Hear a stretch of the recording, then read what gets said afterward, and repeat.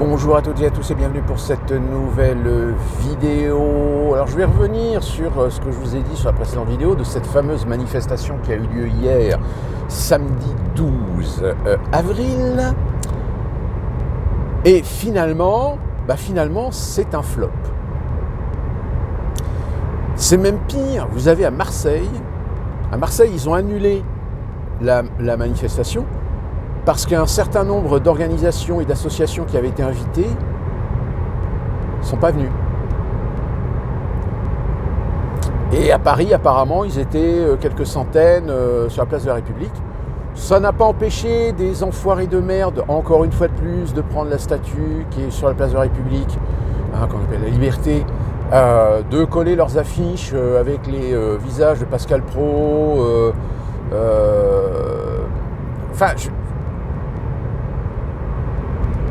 Vous avez des gens qui organisent une manifestation sur la notion d'état de droit, que tu n'as pas le droit de critiquer ou de montrer du doigt des juges parce qu'ils ont fait un jugement, blablabla, etc.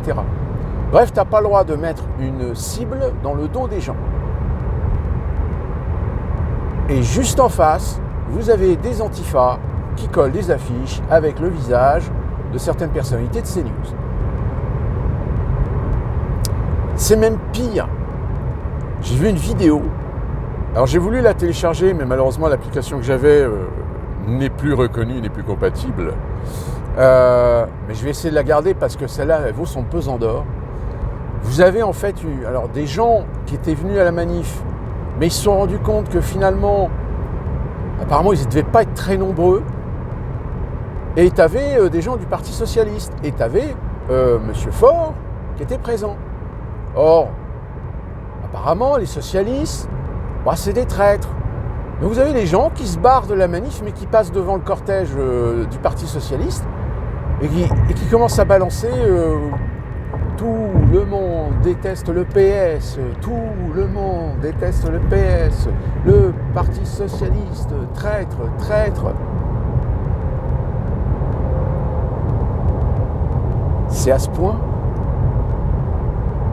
C'est à ce point d'avoir forgé des gens dans une telle détestation, dans une telle hyper-conviction, qu'ils en sont réduits à traiter des gens de leur bord. Donc vous comprenez que en 2027, quand toutes ces cliques socialistes, communistes, écolos et les filles vont nous refaire pour la 3e fois leur petite alliance, mais comment voulez-vous que ça soit crédible ? Vous me direz, il y a toujours des cons pour voter pour eux. D'ailleurs, la preuve, j'ai envie de dire, des gens qui se sont déplacés aux manifs là hier, pour moi, c'est des idiots utiles. C'est des lavés du cerveau, parce que... Mais c'est la démonstration de ce que je vous disais dans ma précédente vidéo. C'est ça, c'est exactement ça. C'est que... ils sont en train de perdre le fil. Ils sont en train de perdre...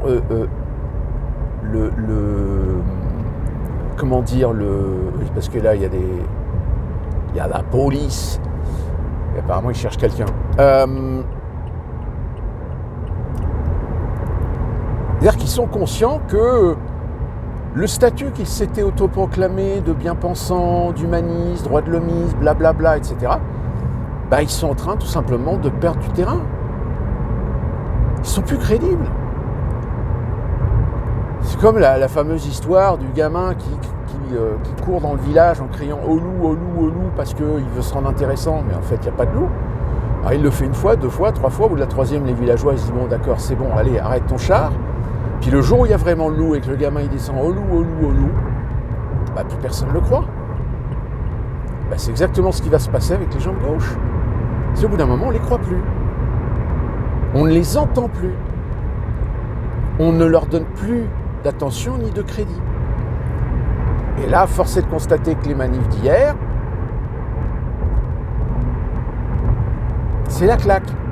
Alors évidemment, il y en a toujours qui, sur les réseaux sociaux, essaient de sauver les meubles en disant oui, bonne mobilisation, on ne lâchera rien, le combat continue.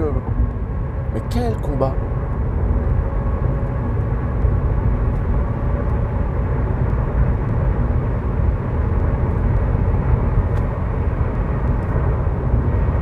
L'Algérie. Parlons-en de l'Algérie. On avait trouvé apparemment des accords pour assouplir un petit peu la relation. Et paf, sur quoi on tombe? Une tentative d'enlèvement apparemment d'un influenceur ou d'un truc comme ça. Les personnes arrêtées, parmi les personnes arrêtées, il y a un mec qui a un statut consulaire.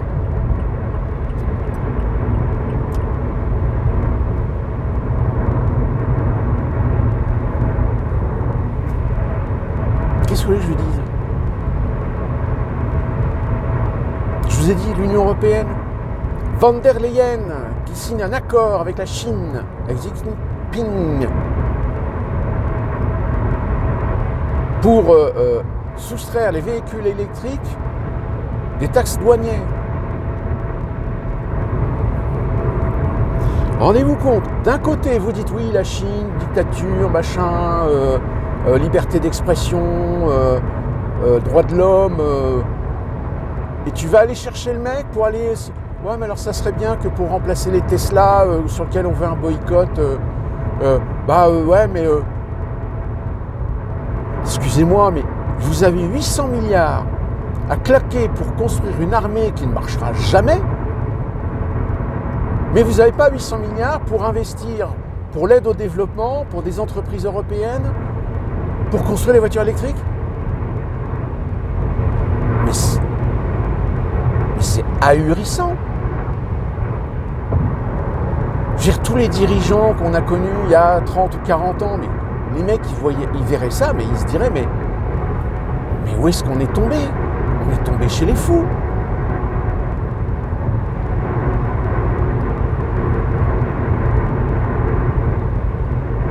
Là, vous avez sur les réseaux sociaux, alors, il y en a qui prétendent, il y a une journaliste qui a dit à Trump, vous avez eu une écrasante majorité, non, c'est faux, il n'a eu que 48% des voix, 49% des voix, pas eu la moitié, donc c'est pas une écrasante. Hein. Alors, moi je me suis pas... Alors, il y en a plein qui lui ont répondu, alors bon. Au bout d'un moment, je pense que le mec, il a dû couper les commentaires parce qu'il a dû tellement se faire allumer de sa connerie. C'est... Quand elle dit, la journaliste, qu'il a eu une écrasante majorité, c'est une écrasante majorité de grands électeurs. Il a eu plus de 320 grands électeurs et Kamala Harris en a eu 280 ou 290. Ah ben en vote populaire, ben oui, il a fait 49%. Kamala Harris, elle a fait 48%. En vote populaire, Donald Trump, il a fait 77 millions, je crois, et Kamala Harris, 74.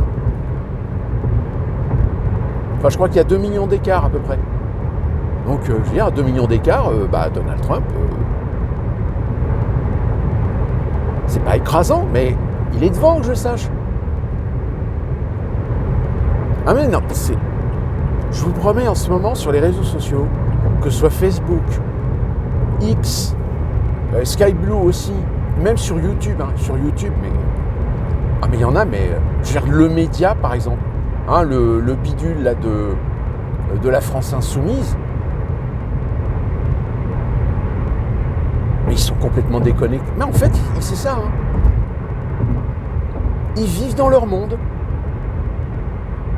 Ils sont dans leur monde. C'est effrayant.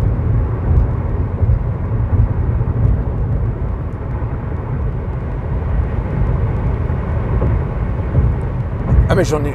Il y en a des belles et des pas mûres. Hein. Là c'est pareil hein, pour l'Ukraine.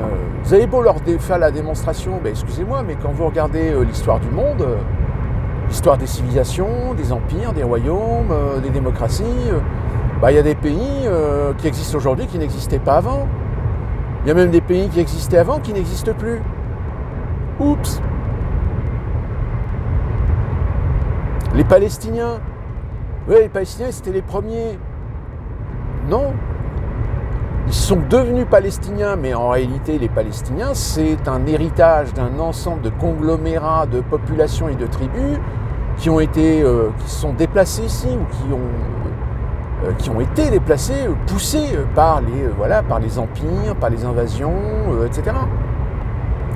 Mais jusqu'à preuve du contraire, si on suit la Bible, l'Ancien Testament, le peuple hébreu, il était là quand même avant, non? Enfin, je sais pas, hein. Ah oui, mais avant. Bah oui, mais avant, vous n'avez pas de Palestine. Ça n'existait pas. Ça avait d'autres noms. Vous savez, c'est comme l'Algérie, hein, c'est pareil. Hein. Oui, on a colonisé. Alors les Français ont colonisé l'Algérie. C'est pas bien. Mais bande de nuls. C'est la France qui a créé l'Algérie. Avant l'Algérie, il n'y avait rien. Il y avait des petits califats qui s'appelaient Algérie, c'est tout. Mais ça n'arrêtait pas de se taper sur la gueule. Parce que le problème de la colonisation, j'entends bien, vu d'un regard d'aujourd'hui, c'est en effet discutable. Mais à l'époque, c'était les mœurs. À l'époque, c'était des civilisations, c'était des sociétés, c'était des concepts géopolitiques qui étaient ceux de leur époque. Mais le problème, il est là, et encore, ça revient encore une fois de plus à ce que je vous disais tout à l'heure, c'est le modèle de la déconstruction, ce fameux modèle qu'on applique au wokisme, qui lui-même est issu des mouvances de l'art contemporain, déconstruction, digression, provocation. On casse les codes, on détruit les codes, on détruit les règles, on outrepasse les règles. On essaie de reconstruire quelque chose de complètement abstrait. Et vous savez, dans l'abstrait, malheureusement, tous les excès sont bons. Et bien malheureusement, quand vous avez des gens qui, même avec des diplômes, même des gens connus, réputés, etc., il y a des fois, ils vous sortent des trucs, vous dites, mais le mec, il a fait combien d'études pour vous sortir une connerie pareille? Mais ça marche. Eh oui, ça marche, parce que vous avez aujourd'hui des 68ards qui sont encore complètement déconnectés des réalités, du monde, de la géopolitique, du capitalisme, etc. Oui, c'est des rentiers. Donc tant que le soir, ils rentrent avec Bobonne, mettre les pieds sous la table, la petite sous-soupe et puis le petit joint... Mais c'est... Qu'est-ce que ces gens savent du labeur? Qu'est-ce que ces gens savent de tous ces gens qui se lèvent à 4h du matin parce qu'ils savent qu'ils ont pour 1 heure, 2 heures de trajet, que ce soit par la voiture, que ce soit par les transports en commun, que ce soit par le train, le TER. Qu'est-ce qu'ils connaissent ces gens de ces métiers qui sont sous-payés et qui n'ont pas le choix parce qu'il y a un dumping social avec toutes les migrations qu'on fait venir en Europe? Non, ils connaissent rien, ces gens-là. Et du fait que quand on les connaît, quand on les côtoie, on se rend compte que c'est des gens, qui sont à côté de la plaque. C'est des lavés du cerveau. C'est des conditionnés au droit de l'homisme primaire, à l'humanisme basique, mais dont les idées et les convictions sont totalement incompatibles avec la complexité, avec le détail, avec le consensus.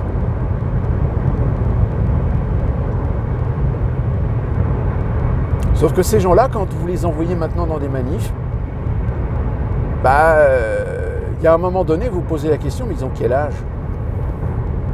Parce qu'il y a certains qui se comportent comme des grands adolescents, d'autres qui ont des attitudes de gamins, qui se mettent à hurler, qui se mettent à écrire des conneries sur leurs pancartes. Mais vous inquiétez pas, tous ces gens-là, ils sont fichés. Ah oui, parce qu'en France, quand vous allez dans une manif, vous inquiétez pas. Vous aurez toujours des flics avec leurs petits sacs à dos qui vont se balader, et dans le sac à dos, il y a l'aspirateur de données. Bah oui, parce que c'est une sécurité. Si jamais il y a un dérapage, si jamais il y a un problème, il faut pouvoir identifier les individus où ils étaient à tel moment, à tel instant. S'il y a une destruction, un incendie d'un magasin, on est capable, à l'instant T du délit, de savoir qui était autour de la boutique. Bah oui, le traçage des téléphones portables. Évidemment, tous ces gens ont un téléphone portable. Puis en plus, ils l'utilisent, il est allumé. Donc à partir du moment où le téléphone portable est allumé, connecté au réseau 5G ou 4G, il est traçable.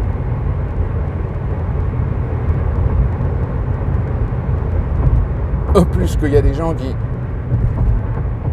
utilisent des portables avec la géolocalisation.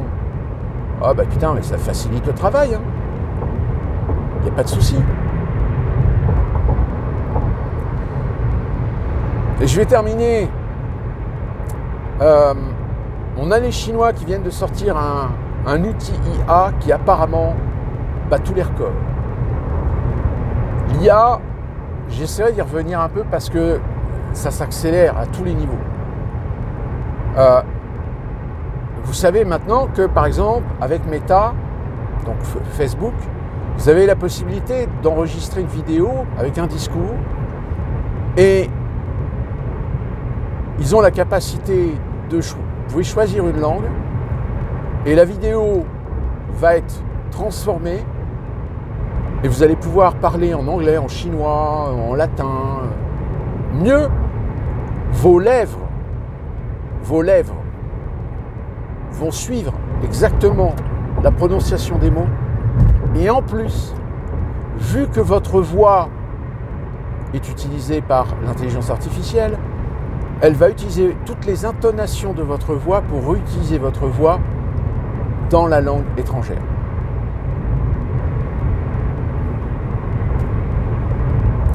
J'ai envie de dire, il y a un moment donné où à quoi ça sert de faire des études d'université en langue, par exemple? Alors oui, il faut quand même connaître un petit peu les bases.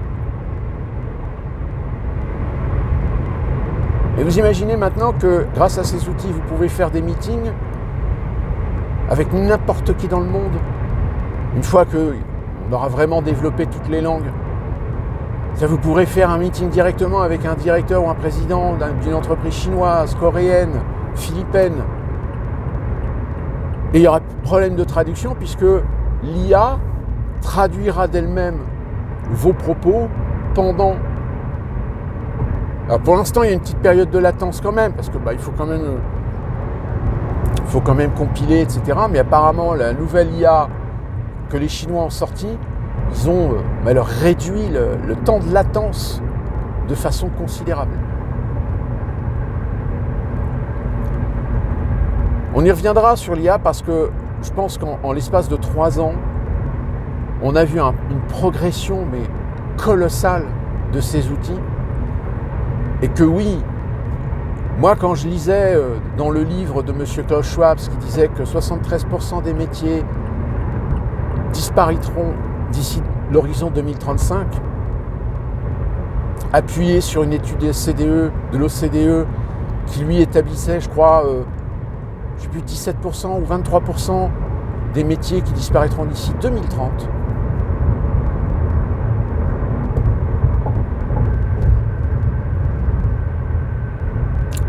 Je serais vous si, en tant que professionnel, je commencerais à réfléchir à mon avenir. D'ici là, qu'on se retrouve pour une prochaine vidéo, que puis-je vous dire d'autre, de bien vous porter. On se retrouve là très bientôt. Sous le soleil, sous la pluie. Bouge au pied du mieux.